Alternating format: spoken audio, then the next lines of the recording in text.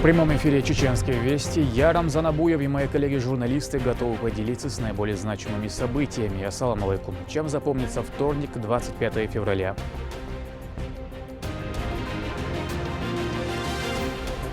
Прекрасная Сумна. Региональный общественный фонд проводит очередную благотворительную акцию добра.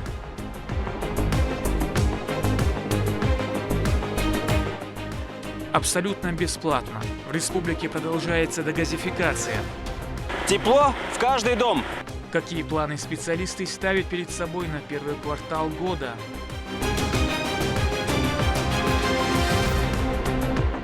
Чествуя литературное наследие.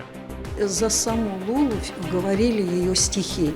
В Грозном состоялся вечер памяти в честь писательницы Лулы Жумалаевой.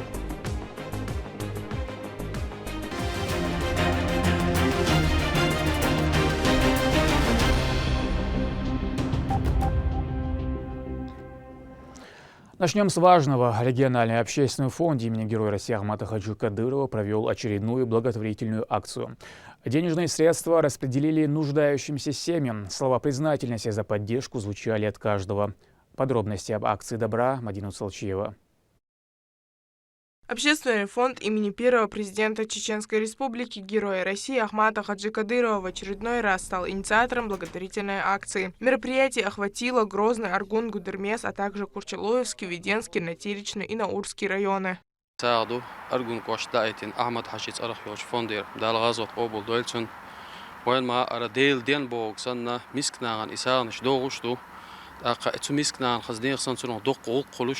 Поддержка приходит как никогда вовремя, и жители неустанно благодарят руководство фонда за такое щедрое внимание. В рамках акции 700 семей получили денежную помощь в размере 50 тысяч рублей.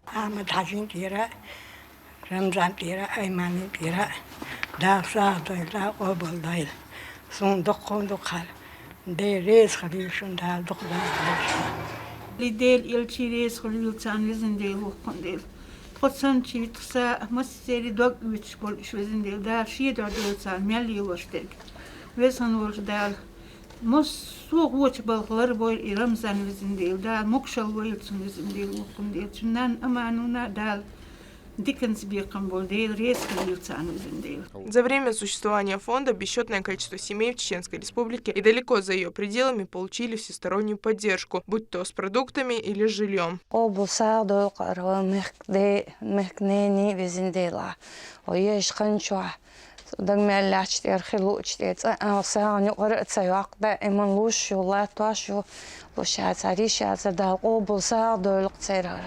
Протянуть руку каждому, кто обратился за помощью – принцип самой главной благотворительной организации региона. Ее деятельность не имеет аналогов. Мадина Нуцалчиева, Магомед Тутаков, Вести, Чеченская Республика.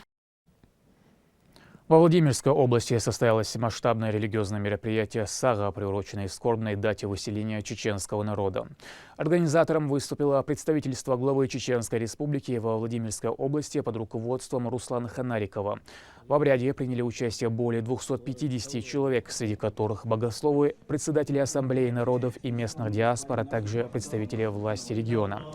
Присутствующие отметили, что память о жертвах репрессий останется в сердцах людей навсегда, и главная задача – консолидировать общество и не допускать подобных трагедий в будущем. 30 километров – такова протяженность газопровода, которого проложат в Ачхой-Мартановском муниципалитете в этом году. Программа социальной дегазификации успешно реализуется пятый год. Чеченская Республика занимает лидирующую позицию в исполнении президентского поручения. О том, как проходит процесс подключения голубого топлива в населенных пунктах района, Турпала и Тайсумов.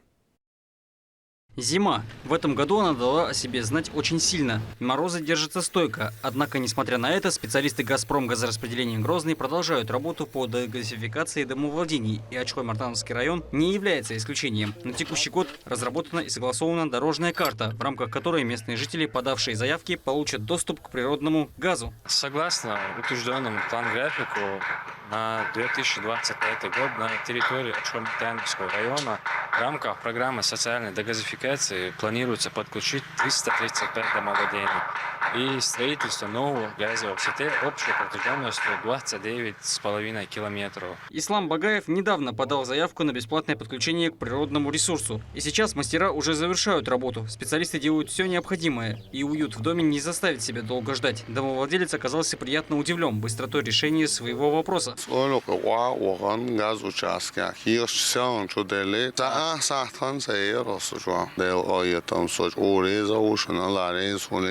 На некоторых участках идет замена подземных коммуникаций для обеспечения надежной эксплуатации. Газ – это ценный ресурс, и его безопасное использование всегда остается приоритетом. Выходной, каждый день, каждый час газиочно население, выходной, на все погодные условия, что я говорю,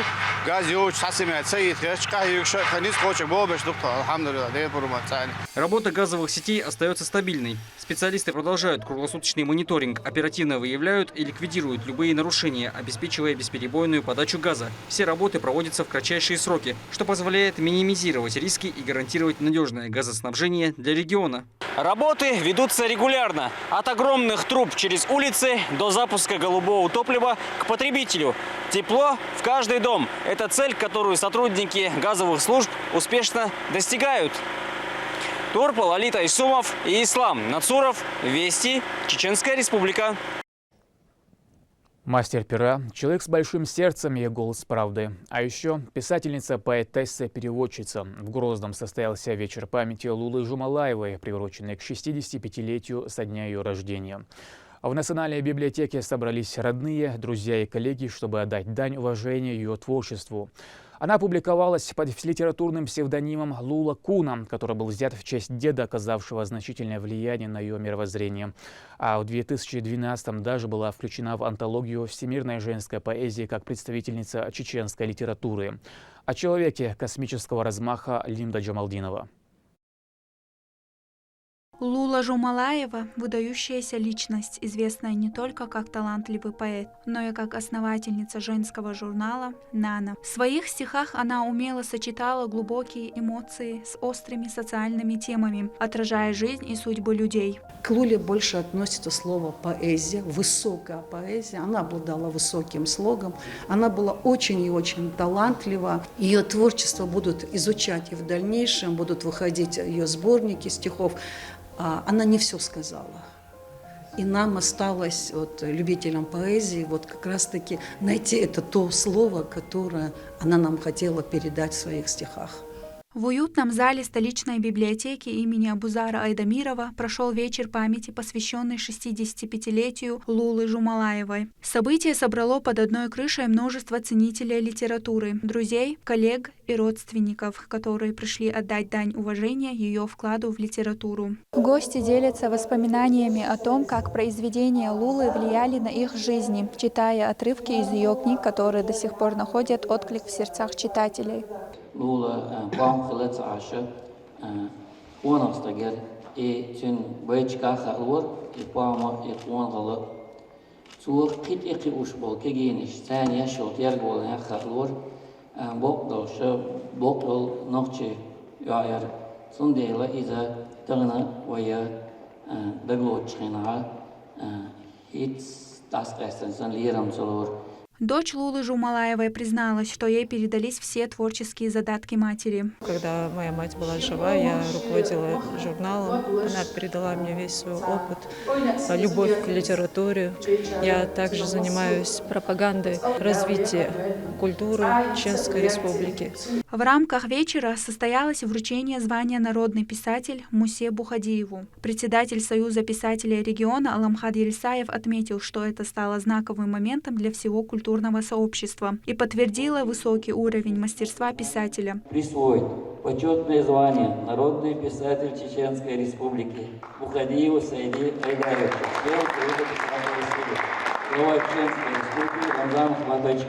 Напомним, что в преддверии Дня чеченского языка Рамзаном Кадыровым на своей странице в социальной сети был объявлен конкурс на прочтение стихотворения Мусы Бухадиева «Егор Куркенти». Условие было одно – перечитать лучше и красивее. Егор Куркенти.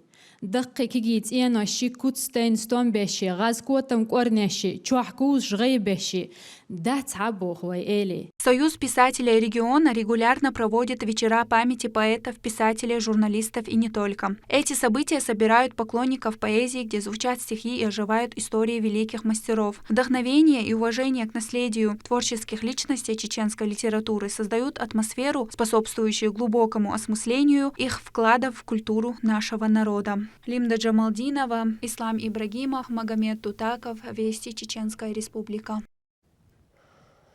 Ценители каллиграфического искусства получили уникальную возможность погрузиться в мир красоты. В мемориальном комплексе славы имени Ахмата Хаджи Кадырова открылась выставка заслуженного художника Исмаила Денильханова «Слова и смыслы Корана», приуроченной к началу благословенного месяца Рамадан. В экспозиции представлены 50 произведений мусульманского искусства. Репортаж Мадины Нусалчиевой. Причудливые узоры, непонятные слова и смыслы долгое время являлись Исмаилу Денильханову во сне. Понадобились годы, чтобы научиться воплощать их в жизнь. Так начался его путь каллиграфа. И вот сегодня он представляет свои работы на персональной выставке под названием «Слова и смыслы Корана». На полотна мастер перенес цитаты из священной книги. Приурочено мероприятие к началу месяца Рамадан. Знаете, есть такое выражение, пророк, алейхиссалату вассалам, лучше звать тот, кто изучает Коран и обучает ему других. И следуя этой цитате, я хотел через каллиграфию учить людей Корану, красоте Корана. И действительно, когда люди приходят и видят такую художественную каллиграфию, они вдохновляются, они начинают искать значения, смыслы этих священных аятов. И я думаю, что это такой некий мой личный выбор для того, чтобы люди изучили Коран, получили новые знания. На выставке представили 50 каллиграфических работ. Исмаил Денильханов работает как в технике линогравюры, так и в современной технике Digital Art, используя классические стили различных почерков арабской каллиграфии. Художник мастерски обыгрывает и стилизует их. Арабский алфавит имеет широкий диапазон возможностей. Существует большая вариативность в форме. Слова и буквы могут быть сжаты в плотный узел или вытянуты в длину. Могут быть угловатыми или изогнутыми, маленькими или большими. Каллиграфически исполненные надписи, в большинстве своем содержащие коранические формулы, издавна широко применяются в мусульманской архитектуре и прикладном искусстве. Главная их цель – напоминание о едином и единственном Аллахе. Также в рамках выставки были представлены инструменты каллиграфа, такие как деревянные каламы и чернила. Посетить событие мог каждый желающий. Мадина Нусалчиева, Моусар Хаджиев, Магомед Бараханов, Вести, Чеченская Республика. Кто управляет всем внутри компьютера? Что за зверь эта операционная система и из чего она состоит? Ответы на эти вопросы узнали ребята 7-й столичной школы на открытом уроке по теме «Операционные системы». Мероприятие является частью всероссийского образовательного проекта в сфере цифровых технологий. Насколько лекция изменила представление о мире технологий у моей коллеги, узнаем в следующем сюжете.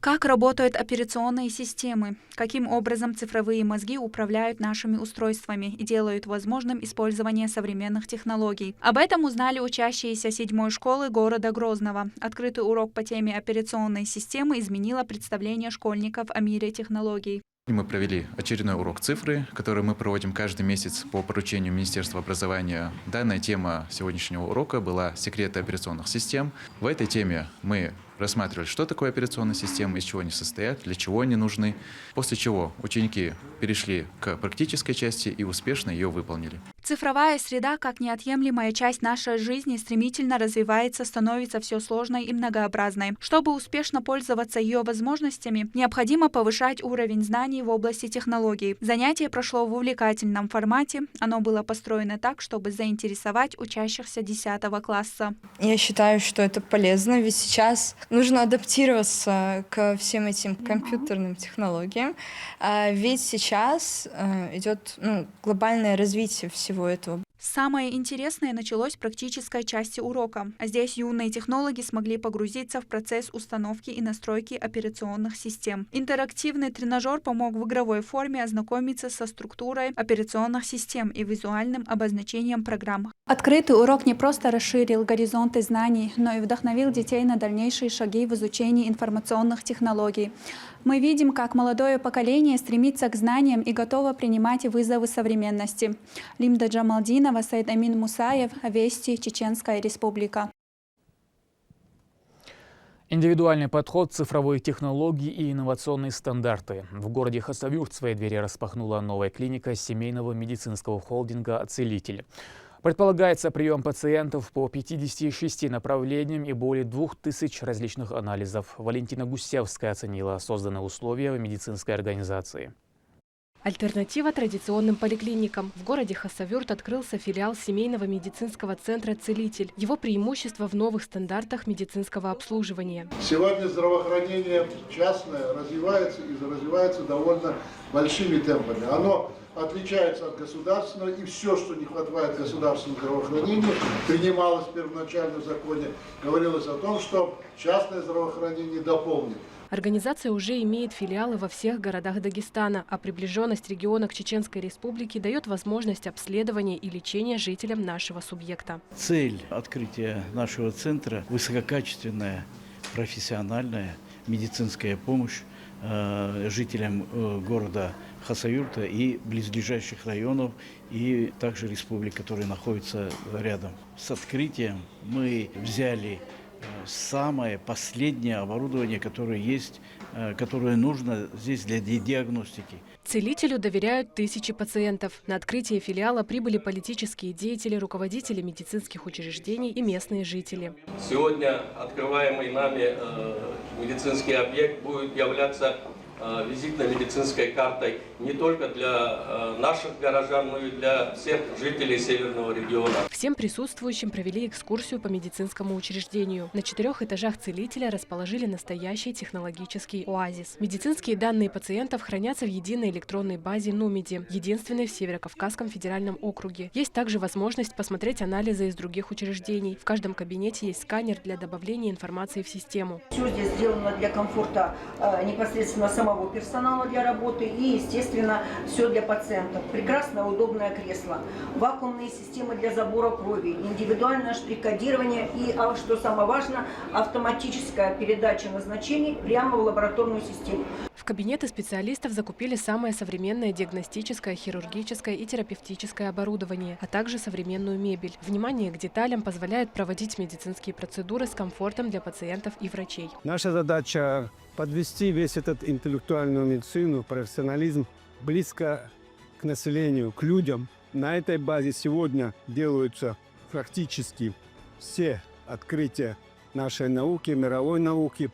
Это базовый последний аппарат, на котором самые современные технологии для оценки беременности и гинекологических болезней. Удобное расположение кабинетов оптимизирует время нахождения в поликлинике. С момента обращения пациента в регистратуру он автоматически попадает в электронную очередь и своевременно заходит в кабинет. При постановке диагноза врачами клиники учитывается второе мнение специалистов федеральных и московских медицинских центров, куда также отправляют анализы пациентов и получают незамедлительный ответ. У нас в данный момент 25 врачей, предполагается вторая смена для того, чтобы жители города имели возможность после рабочего времени во вторую смену получать медицинскую помощь. Даже есть в будущем возможность получать и воскресные дни. Предполагается 56 специалистов разных специальностей. Это педиатрия, терапия, кардиологи, эндокринологи, гастроэнтерологи, ревматологи, урологи. В общем, специалисты всех специальностей. На верхнем этаже медицинского центра работает клиника Dana Medical, врачи которой специализируются на лечении заболеваний позвоночника без хирургическим способом. Мне очень приятно, что мы стали партнерами Dana Medical, где мы внутри этого здания открываем филиал нашего подразделения Dana Osteo. Мы уверены, что наша совместная работа наших клиник принесет исключительный результат для всех пациентов. Врачи выбирают клинику как приоритетное место работы для себя и возможность оказывать квалифицированную помощь жителям. Старались сделать по максимуму, старались все, что есть современное в медицине, в амбулаторной службе, внести именно в эту клинику. Здесь по высшему уровню в организации центра учитывалось мнение многих специалистов с федеральными научно-клиническими центрами. Одно из самых важных было – это мнение наших пациентов. И в этой клинике реализовались уже новые технологии. Новые цифровые технологии, искусственный интеллект. И это, я думаю, даст результат. Записаться на прием можно через мобильное приложение «Атлас пациента» на сайте компании, по телефону или придя в медицинский центр. После обследования пациент подходит в регистратуру для выдачи направления. Здесь указаны все подробности – состояние диагноза, направление, назначение и рекомендации. Тут же можно зайти в аптеку, чтобы приобрести необходимые лекарства. Посетители могут также приобрести подходящую оптику. Новый филиал сети поликлиник «Целитель» расположен в историческом центре Хасавюрта на улице Татурбиева, дом 111. Валентина Гусевская, Ислам Ибрагимов, Магомед Бараханов. Вести, Чеченская Республика. В Грозинском спорткомплексе «Олимпийск» прошли первенство и чемпионат СКФО по смешанным боевым единоборствам. В октагоне соревновались 150 спортсменов в 10 весовых категориях. Атлеты представляли различные спортивные школы и бойцовские клубы Северо-Кавказского федерального округа. О ярких и зрелищных боях Турпал Тайсумов. Смешанные единоборства. Этот контактный и зрелищный вид спорта популярен в частности у кавказцев. В спорткомплексе «Олимпийск» одновременно состоялось первенство и чемпионат Северо-Кавказского федерального округа по ММА, организатор Федерации единоборств Чеченской Республики. В качестве гостей присутствуют прославленные бойцы, тренера и судьи международных категорий. В бой вступили около 150 участников в 10 весовых категориях. Удары, удушающие приемы. Внутри октагона настоящая битва. Спортсмены делают все для своего успеха, а кроме того защищают честь региона, который представляют. Зрители болеют, спортсмены развлекают публику. При этом официальные лица подтверждают высокий статус проведения турнира, а его организация со стороны местных коллег образцовая. Мы знаем, что здесь на высоком организационном уровне пройдут эти мероприятия. И знаем, что с каждым годом массовость растет. Помимо всего, самый трудный тренерский процесс. А у вас секционная работа громадная, дети забиты, на каждом квадратном метре по 2 пары бойцов, уже бойцов и детей занимаются, это здорово. Честность и объективность в таких турнирах важна не меньше итогового результата. Рефери с высокой квалификацией и следят за тем, чтобы очки начислялись только за активные действия бойцов. Ход, который у нас проходит эти соревнования, я смотрю и уровень я смотрю бойцов, смотрю и объективность судейства, все проходит очень хорошо. И наши спортсмены, которые представляют Чеченскую Республику, пока что успешно проходят следующие этапы. В турнире принимали участие лучшие представители данного вида спорта Северного Кавказа. Каждый ставит перед собой цель одержать победу. Чеченские спортсмены проявляют характер как среди юношей 18-20 лет, так и среди взрослых. Это наш образ жизни. Сегодня выращиваем молодежь. Сегодня именно мы, не постесняюсь так сказать, под руководством нашего главы республики Рамзана Ахматовича, который на профессиональном уровне развивает этот вид спорта, этот мужественный вид спорта ММА, то есть наши лиги, да, бойцовские, ACA, основная лига Young Eagles, очень мощный бойцовский клуб у нас Ахмат. На профессиональном поприще мы этот вид спорта развиваем, а мы уже как любители, как министерство, представители Министерства спорта, Федерации ММА, мы уже на любительском уровне готовим такой резерв, плацдарм молодых бойцов, файтеров, которые в дальнейшем тоже будут представлять и прославлять нашу республику и Россию на международной арене. И у Магомеда Аль-Султанова это получилось блестяще. Выступал он в категории до 61 килограмма. Своему сопернику из Северной Осетии Алании не оставил ни единого шанса, пройдя дальше в погоне за золотом.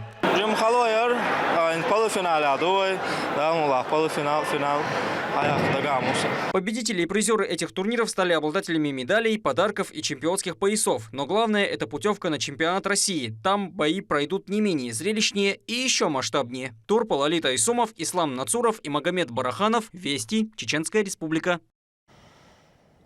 Оригинальный юмор, зажигательные танцы, прекрасный вокал. В Грозном отгремел фестиваль студенческого творчества «Студфест». Яркое событие объединило талантливых студентов из 3 чеченских вузов.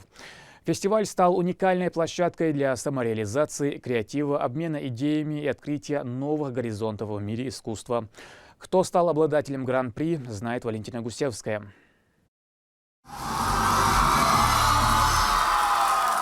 Первый фестиваль студенческого творчества «Студфест-2025» прошел в Грозненском государственном нефтяном техническом университете имени академика Миллионщикова. Помимо принимающей стороны, в конкурсе участвовали студенты Чеченского государственного университета имени Ахмата Хаджи Кадырова и Чеченского государственного педагогического университета. Поддержка от зрителей была неотъемлемой частью соревнований.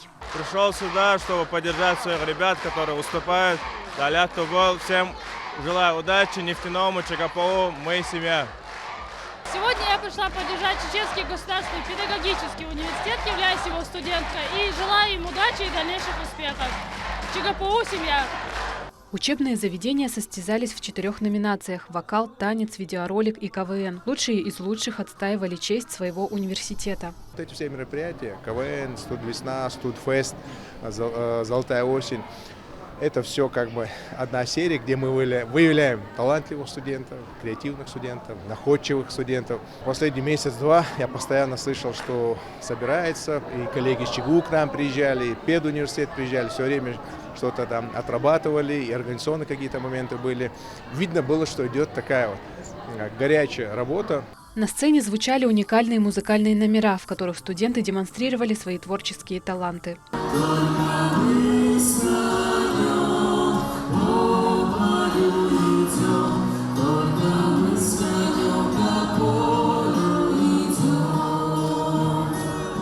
В жюри входили творческие деятели региона и всеми признанные специалисты, которые высоко оценили молодые таланты. То, что мы сегодня увидели на сцене, было максимально приближено к профессиональному уровню. Действительно, было очень приятно наблюдать, что студенты сегодня, показывая свои номера в номинации танец, в номинации вокал, КВН, видео, действительно были подготовлены, можно сказать, профессионально качественные номера. Такой прекрасный праздник торжества, праздник смеха, праздник песни, танца. И с каждым годом вот такие подобные мероприятия набирают колоссальный рост на самом-то деле. В номинации видеороликов студенты поразили креативностью своих работ. Каждый клип отражал уникальный взгляд на студенческую жизнь. Изюминкой фестиваля стали творческие номера веселых и находчивых.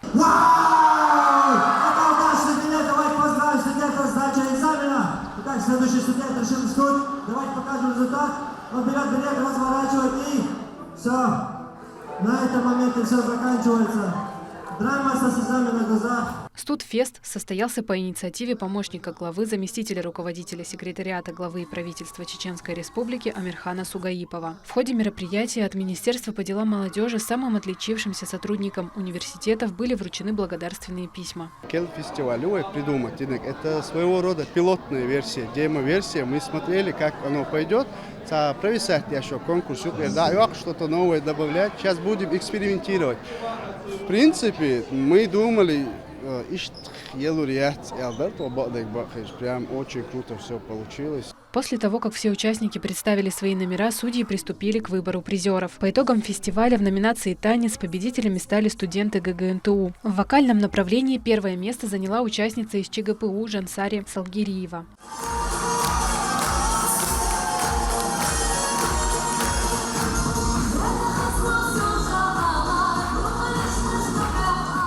Мне было 7 лет, когда я впервые взяла гармошку в руки. Конечно, соперники были хорошие, голосовые данные просто отличные. Но, как видите, жюри выбрали меня. Это было очень неожиданно, спонтанно. Желаю дальнейших успехов всем остальным участникам. Решением жюри лучший монтаж и творческий подход в создании видеоролика проявили студенты ГГНТУ. А самой смешной оказалась команда КВН из ЧГУ. КВН мы решили заниматься, потому что нам это нравится. С детства смотрели и восхищались этим. Была и особая награда. Ее ждали все участники. Гран-при заслужили студенты ГГНТУ имени Миллионщикова. Помимо кубка они получили 200 тысяч рублей от регионального общественного фонда имени Героя России Ахмата Хаджи Кадырова. Студенты – это многосторонние личности. Сегодня они в очередной раз доказали, что сильны не только в учебе и научных достижениях, но и в творчестве. Валентина Гускевская, Шамсули Джабраилов, Вести, Чеченская Республика. На этом пока все. Много интересного контента смотрите на аккаунтах Вайнаха в социальных платформах. Я Рамзан Абуев, и пусть в вашей жизни будут только позитивные вести.